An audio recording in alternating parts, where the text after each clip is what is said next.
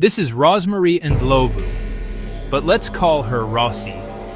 Rossi was a police officer in South Africa, but behind the uniform, she struggled with a severe gambling problem. Her salary couldn't keep up, and she reportedly owed money to several dangerous lenders. Desperate, Rossi created a plan fueled by financial motives and deception. She quietly took out a life insurance policy on a family member and made sure everything was signed over to her. Soon after, that relative suffered a fatal incident under suspicious circumstances, and Rossi collected the payout. With the money in hand, she repeated the strategy on another close relative, taking out a policy, creating an illness situation, and later being present when a second unexpected fatality occurred. This time, the payout was much larger. After a brief pause, she turned to someone even closer, her boyfriend.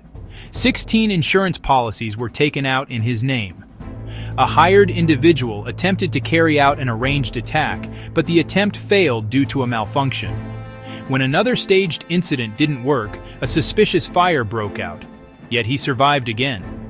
He eventually distanced himself from Rossi, but months later, he was the victim of a violent assault that resulted in a fatal outcome.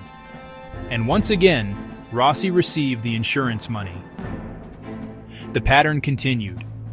Between 2012 and 2016, multiple young relatives experienced sudden, unexplained tragedies. Authorities later calculated that Rossi gained around $76,000 from these incidents.